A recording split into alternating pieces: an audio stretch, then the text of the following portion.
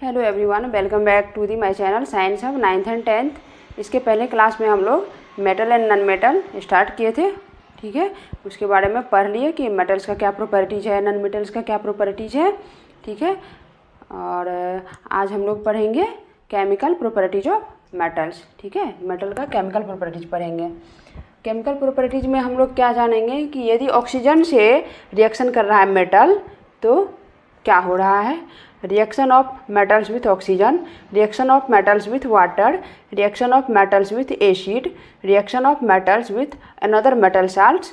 मतलब एक मेटल है और किसी अनदर मेटल का साल्ट है, उन दोनों का रिएक्शन हो रहा है तो क्या हो रहा है। Reaction of metals with non metals, metal का नॉन मेटल के साथ रिएक्शन होगा तो क्या होगा। ठीक है, यही सब हम लोग पढ़ेंगे। तो फर्स्ट स्टार्ट कर रहे हैं reaction of metals with oxygen. Oxygen के साथ जब मेटल का रिएक्शन होता है तो क्या बनता है, मेटल का ऑक्साइड बनता है। ठीक है, जो बेसिक नेचर का होता है, आगे वो लिखेंगे पढ़ाएंगे। तो almost all metals combine with oxygen to form metal oxides.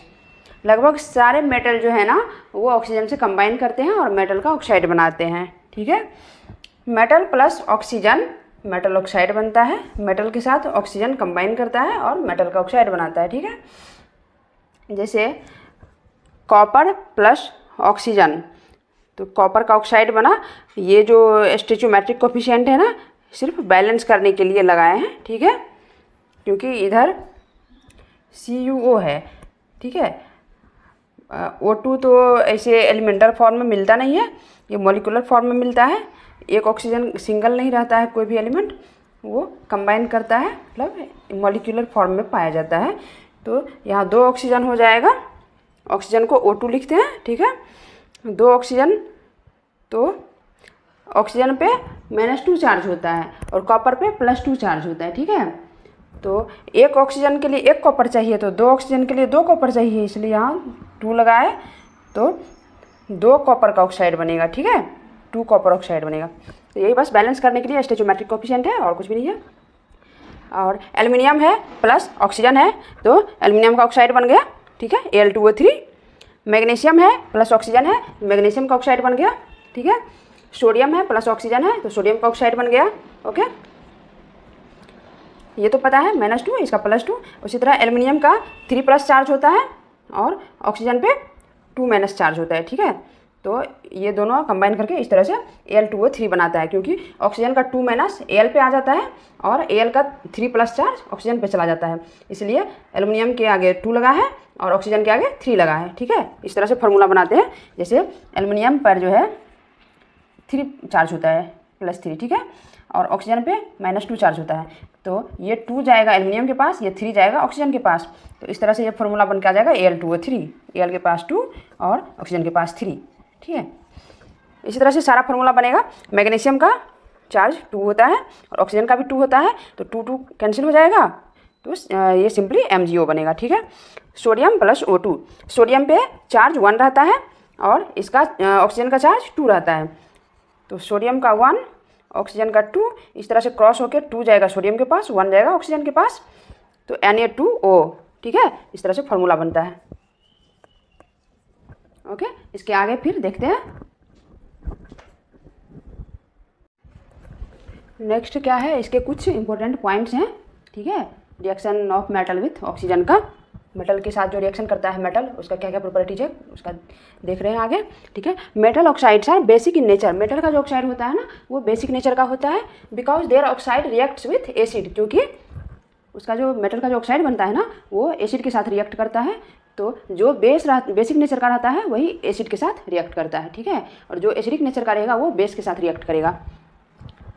तो एग्जाम्पल के लिए हो गया कॉपर का ऑक्साइड प्लस HCl, ये एसिड हुआ ना, H+Cl-, यानी कि जो H+ ब्रेक होने के बाद H+ देता है वो एसिड होगा। ठीक है, तो एसिड को इस तरह से पहचानेंगे, ये H+Cl- में ब्रेक होगा, H+Cl- में ब्रेक होगा, तो ये हमारा एसिड हो गया। ठीक है, तो कॉपर का ऑक्साइड जो है हाइड्रोक्लोरिक एसिड के साथ रिएक्ट करके ये कॉपर क्लोराइड साल्ट हो गया प्लस वाटर, मेटल का साल्ट प्लस वाटर बनाता है। ठीक है, but some metal oxides are amphoteric in nature. कुछ मेटल का ऑक्साइड जो होता है वो एम्फोटेरिक नेचर का होता है, जैसे एल्युमिनियम का ऑक्साइड, जिंक का ऑक्साइड, ये एम्फोटेरिक नेचर का होता है। एम्फोटेरिक का मतलब क्या हुआ, मतलब वो एसिड के साथ भी रिएक्ट कर सकता है और बेस के साथ भी रिएक्ट कर सकता है। जब एसिड के साथ रिएक्ट करेगा तो वो खुद को बेस जैसा बिहेव करेगा, मतलब बेस जैसा दिखाएगा कि हम बेसिक नेचर का हैं, और किसी बेसिक नेचर वाले से रिएक्ट करेगा तो वहाँ पे दिखाएगा कि हम एसिडिक नेचर का हैं, मतलब 50-50% दोनों ही नेचर रखेगा। ठीक है। Some metal oxides are amphoteric in nature because their oxides react with acids as well as bases to produce salts and water. ठीक है। जो एम्फोटेरिक नेचर का होता है ना, वो एसिडिक वाले से भी रिएक्ट करेगा, एसिड से भी रिएक्ट कर सकता है और बेस से भी रिएक्ट कर सकता है, और प्रोड्यूस क्या करेगा, सॉल्ट एंड वाटर, मेटल का सॉल्ट बनाएगा और वाटर बनाएगा।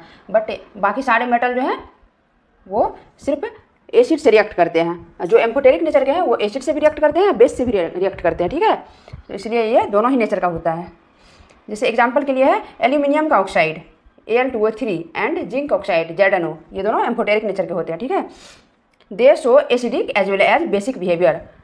ये दोनों जो हैं एसिडिक बिहेवियर भी शो करेगा, यदि किसी बेसिक बिहेवियर वाले से रिएक्ट करेगा तो एसिडिक बिहेवियर शो करेगा, और जब किसी एसिडिक बिहेवियर वाले से रिएक्ट करेगा तो बेसिक बिहेवियर शो करेगा। ठीक है। तो इसका दोनों ही नेचर होता है, एसिडिक भी होता है, बेसिक भी होता है। वही लिखा गया है, they show acidic as well as basic behaviour. Example के लिए Al2O3 प्लस 6HCl, तो ये एल्यूमिनियम का सॉल्ट AlCl3 बना दिया प्लस वाटर बना दिया। ठीक है। फिर ये हमारा क्या हो गया, ये हमारा एसिड हो गया। ठीक है। ये हमारा एसिड हो गया, क्योंकि ये जब ब्रेक होगा ना तो H+Cl- में ब्रेक होगा, यानी कि जो H+ देगा ब्रेक होने के बाद वो एसिड होगा। और ये हमारा बेस हो गया NaOH, क्योंकि ये जो ब्रेक होगा ना ये Na+OH- में ब्रेक होगा। तो ब्रेक होने के बाद जो H+ देगा उसको एसिड बोलेंगे, और जो ब्रेक होने के बाद OH- देगा हाइड्रोक्साइड, उसको हम लोग बेस बोलेंगे। ठीक है। तो एल्यूमिनियम का ऑक्साइड जब एसिड के साथ रिएक्ट करता है तब पर भी मेटल का साल्ट प्लस वाटर देता है, और बेस के साथ भी रिएक्ट करता है तो मेटल का साल्ट प्लस वाटर बनाता है। ठीक है। यहाँ पे ये जो है ये हमारा सोडियम एल्यूमिनेट हो गया, NaAlO2। ठीक है। इसके आगे फिर बात करते हैं। अब मेटल का ऑक्साइड जो होता है मोस्टली क्या होता है, वाटर में इनसॉल्यूबल होता है, बट कुछ जो मेटल का ऑक्साइड होता है जैसे सोडियम एंड पोटेशियम का जो ऑक्साइड होता है ये सॉल्यूबल होता है, यानी कि डिजॉल्व हो जाता है वाटर में। ठीक है। वाटर के साथ मेटल, ये सोडियम और पोटेशियम का जो ऑक्साइड है ये वाटर में डिजॉल्व हो जाता है, सॉल्यूबल होता है। सॉल्यूबल का मतलब ही हुआ घुल जाना, डिजॉल्व हो जाना। ठीक है। तो ये हमारा अल्कलीज बनाता है। ठीक है। अल्कलीज का मतलब क्या हुआ कि बेस बनाएगा। ठीक है।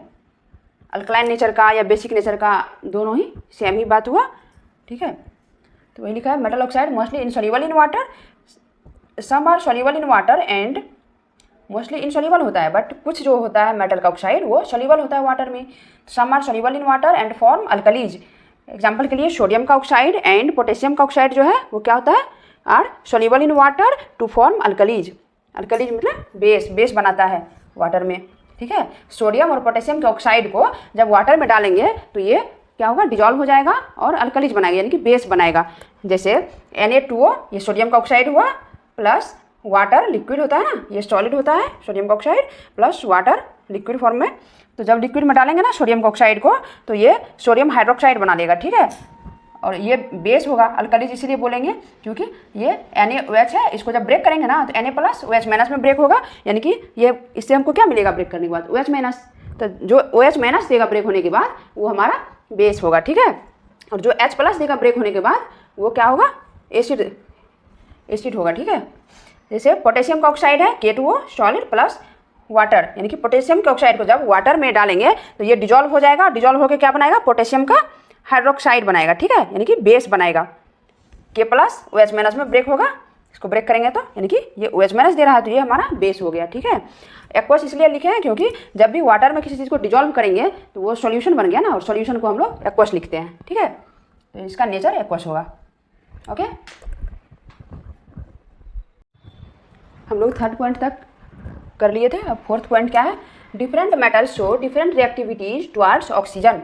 ऑक्सीजन के टुवार्ड्स सभी मेटल्स एक जैसा रिएक्टिविटी शो नहीं करते हैं, सबका रिएक्टिविटी ऑक्सीजन के साथ अलग अलग होता है। कोई फास्ट रिएक्ट करता है, कोई स्लो करता है, और कुछ मेटल ऐसा है कि बिल्कुल स्लो करता है।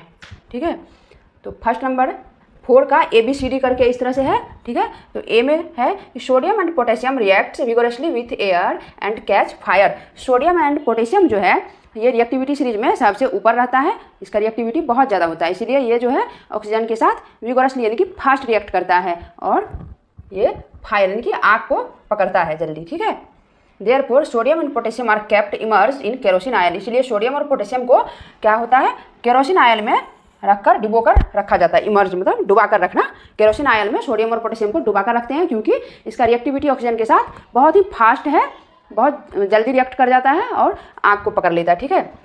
इसमें आग पकड़ लेता है। इसका रिएक्शन इस तरह से होता है, पोटेशियम प्लस ऑक्सीजन मिलके ये पोटेशियम का ऑक्साइड बनाता है और ये विगोरस रिएक्शन मतलब बहुत फास्ट होता है ये रिएक्शन, ठीक है। और जब ये जैसे ही बनता है मतलब इसका मतलब ही हुआ ऑक्सीजन के साथ रिएक्ट करने का मतलब ही हुआ कि वो बर्न हुआ। पोटेशियम जैसे ही ऑक्सीजन के प्रेजेंस में आया बर्न होता है, बर्न होकर ये बनाता है पोटेशियम का ऑक्साइड बनाता है, ठीक है। इसका बी नंबर देखते हैं। The surfaces of metals such as magnesium, aluminium, zinc, lead etc are covered with a thin layer of oxide. Magnesium, aluminium, zinc और लेड का जो सरफेस होता है वो ऑक्साइड के थिन लेयर से कवर किया हुआ रहता है, ठीक है। Which prevent them from further oxidation, जो इसके ऑक्सीडेशन से इसको बचाता है, ठीक है। ऑक्सीडेशन होने से बचाता है। मैग्नीशियम, एल्यूमिनियम, जिंक और लेड जो है वो ऑक्साइड के थिन यानी कि पतला लेयर से कवर किया हुआ रहता है ताकि ये फर्दर इसका कोरोजन नहीं हो, ऑक्सीडेशन नहीं हो, ठीक है। मेटल का जब ऑक्सीडेशन होता है तो उसको ही कोरोजन बोलते हैं, ओके। इसको याद करने के लिए ट्रिक से भी याद कर सकते हैं, ठीक है। महात्मा गांधी, MG को महात्मा गांधी बोलेंगे। महात्मा गांधी अलीगढ़ एंड पंजाब जाएंगे, ठीक है। महात्मा गांधी अलीगढ़ एंड पंजाब जाएंगे। महात्मा गांधी मतलब MG, अलीगढ़ AL, पंजाब यानी कि PB जिसको लेड बोलते हैं, जाएंगे यानी कि जिंक, ठीक है। इस तरह से याद कर सकते हैं, याद रखने के लिए ये कोड है, बाकी तो ये लिखाया हुआ है ही। अब फोर्थ का बी नंबर तक देख लिए थे। सी में क्या है, कुछ ये इंपॉर्टेंट पॉइंट लिखवा रहे थे, ठीक है। Iron does not burn on heating but iron filings burn vigorously when sprinkled in the flame of the burner. Iron जो है वो ऑक्सीजन के साथ फास्ट रिएक्ट नहीं करता है, ठीक है। विगोरसली बर्न नहीं होता है ऑक्सीजन के प्रेजेंस में, बट आयरन का जो फिलिंग्स होता है मतलब वो उसका जो पाउडर होता है ना आयरन का, छोटा छोटा छोटा छोटा बना देता है टुकड़ा, उसको जब स्प्रिंकल करेंगे फ्लेम पर यानी कि आग पर तो वो क्या होगा विगोरसली बर्न होगा, जल्दी वो आग पकड़ेगा, जलेगा, ठीक है।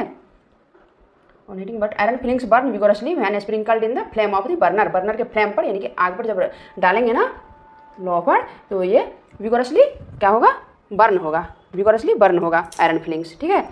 Copper does not burn on heating quickly.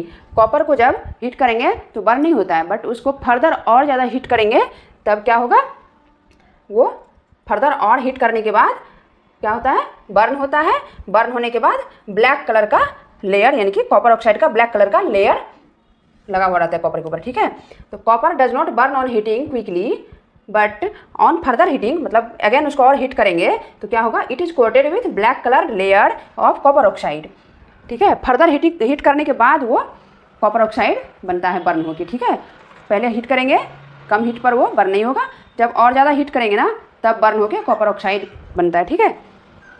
जैसे ऑरम एंड अर्जेंटम जो है, ये ऑरम यानी कि इसको सिल्वर बोलेंगे, चांदी, सॉरी ऑरम गोल्ड होता है, अर्जेंटम सिल्वर होता है, ठीक है। ऑरम यानी कि गोल्ड एंड AG अर्जेंटम जिसको सिल्वर भी बोलते हैं। Aurum and argentum are least reactive metals, ये सबसे कम रिएक्टिव होता है ऑरम एंड अर्जेंटम यानी कि silver and gold and silver. Aurum gold हो गया, अर्जेंटम सिल्वर हो गया, ठीक है। तो गोल्ड और सिल्वर क्या होता है, लिस्ट रिएक्टिव होता है, ये भी मेटल है बट ये बहुत कम रिएक्टिव होता है, ठीक है, ऑक्सीजन के साथ। Least reactive metals hence they do not react with oxygen, ये इतना कम रिएक्टिव होता है कि ये ऑक्सीजन के साथ रिएक्ट नहीं करता है इवन एट हाई टेम्परेचर्स। कितना भी ज़्यादा टेम्परेचर दे देंगे बट हमारा सिल्वर और गोल्ड जो है ना वो ऑक्सीजन के साथ नहीं भिड़ता है, मतलब रिएक्ट नहीं करता है, बर्न नहीं होता ऑक्सीजन के प्रेजेंस में, ठीक है। तो आज के लिए इतना ही, नेक्स्ट डे में पढ़ेंगे मेटल का वाटर के साथ रिएक्शन, ठीक है।